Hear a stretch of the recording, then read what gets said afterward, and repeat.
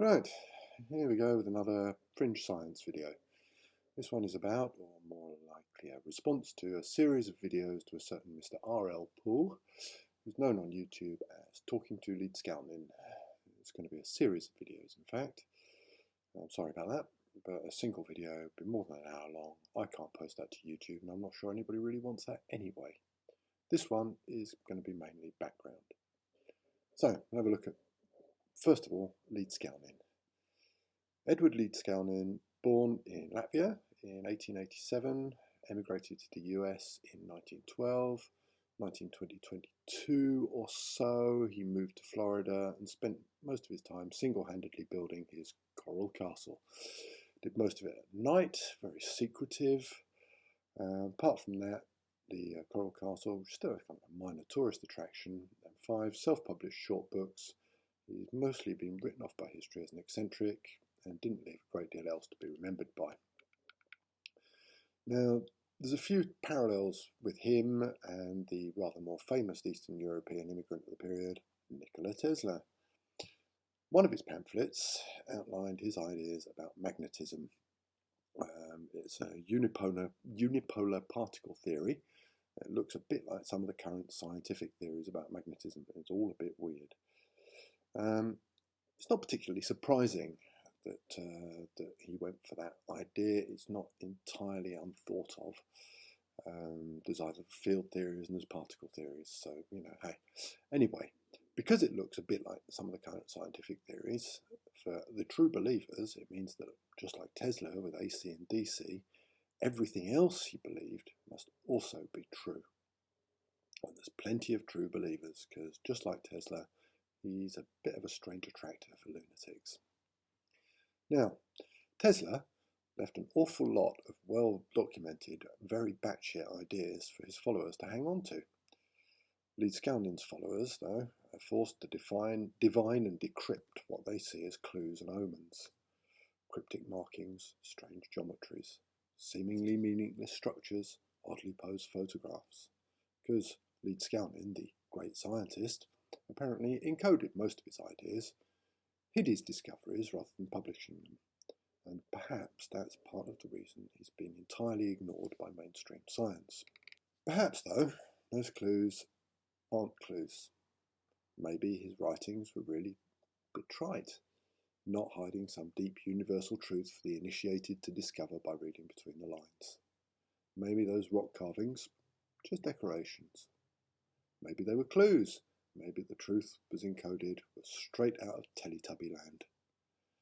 There's also the question of why, given that he documented his fringe ideas at the time on magnetism and electromagnetism, would he have felt the need to hide all the other scientific ideas that he presumably had.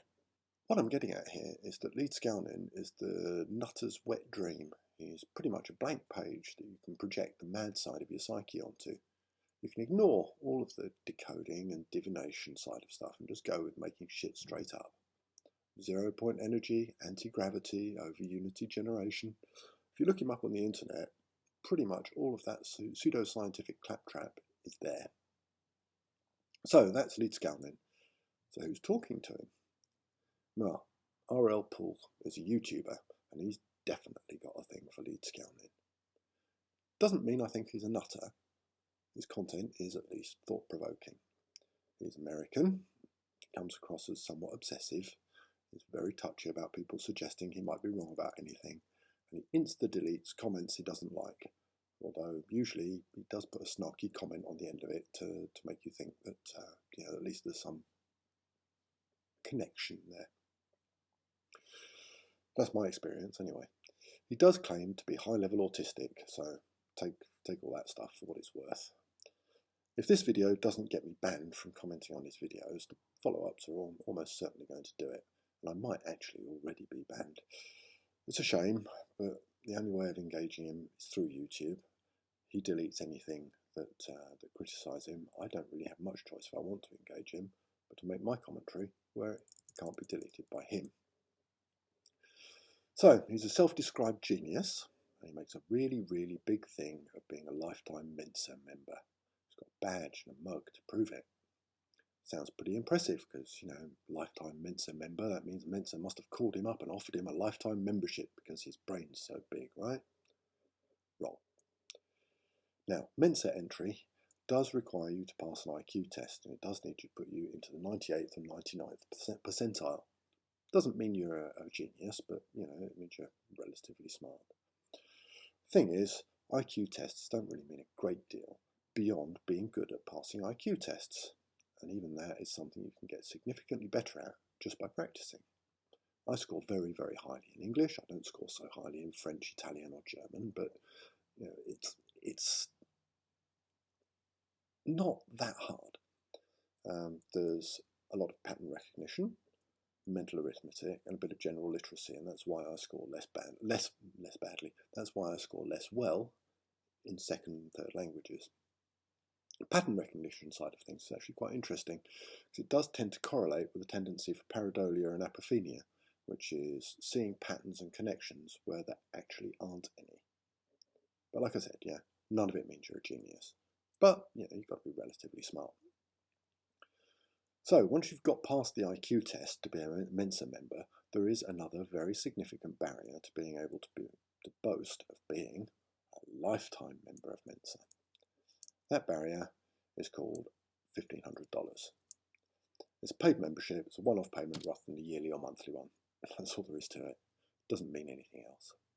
Still, whether he's a genius or not, and whether he's a lifetime member of Mensa or not, he's also the author of 2 books on Leedskalnin. If I was being sarcastic, I might point out that they're kind of Leedskalnin scale books.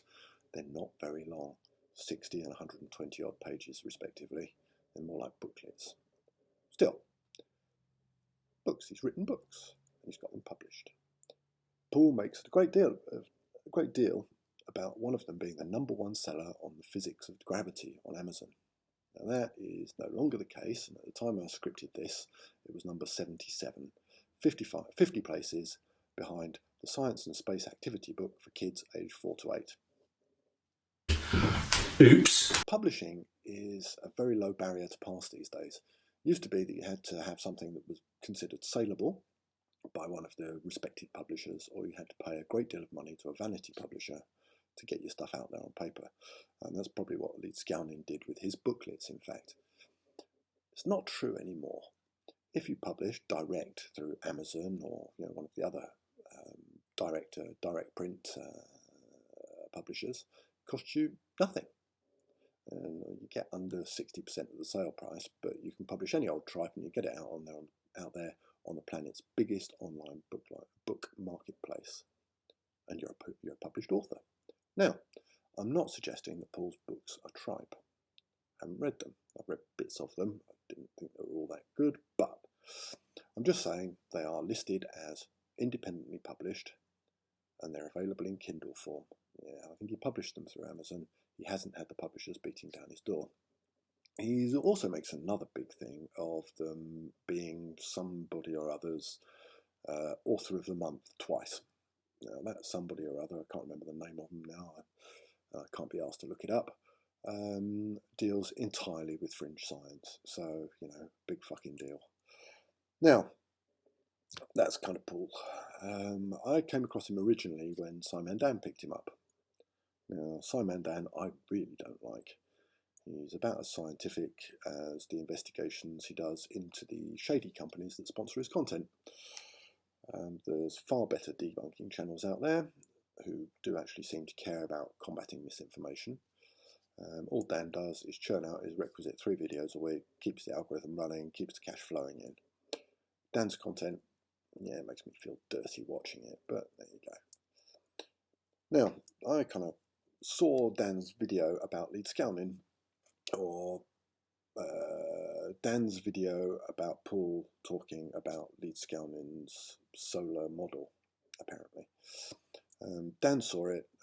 He instantly and obviously misunderstood everything that was being said and fell flat on his face. That was kind of hilarious, actually. It was almost as good, comedy-wise, as when he started talking about pareidolia, when he was looking at footage that somebody was claiming was aliens. said it was undisputably space debris, but it turned out to actually be nighttime footage of Houston, Texas from the ISS. Oops. Poole called him on his bullshit. Dan did a follow-up video, and he missed the point spectacularly again. Whoops again, in fact. Now, I'll cover Dan's errors in more detail in a later video, but watching him fail was kind of funny, and it was enough for me to start actually looking into what this Poole guy was claiming. I could see a bunch of reasons why he was probably wrong, but the idea itself was interesting. And if it was true, it could actually open up quite a lot of questions about the origins and the early existence of our planet. Now, in short, his claim is that the Earth doesn't orbit the Sun on the path claimed by science, and this proper orbit was discovered by Leedskalnin using some megalithic structures he built at the Coral Castle. And then Leedskalnin went and documented all this on a door, rather than publishing a paper on it or something like that. A door, on a rock, a very big rock. And these have been sitting outside in the weather for the better part of 100 years until Mr. Poole managed to discover them and decrypt them. Now, unlike most of the fringe scientists, Poole is not claiming that there's a conspiracy, that there's a them out there with an agenda trying to hide the truth from us sheeple. He's just claiming that science is wrong, and he's the white knight riding in on his big science stallion to educate us and to lead us from darkness into light. And the problem with it is that, like most fringe scientists, he's far more fringe than he is science. Claims to want to discuss his ideas with scientists, but then won't use anything other than YouTube. And then he'll piss and moan because, just like Mr. Leedskalnin, he's being ignored by science. He won't engage with any criticism of his ideas. Certainly won't acknowledge any of it as being right, even when it drives him to change his model. We'll come on to talking to him later. So, next video, we'll look at his evidence, and hopefully I'll do that with a little bit more integrity than Dan managed. So we'll see you maybe soon, unless you've just unsubscribed. Ciao.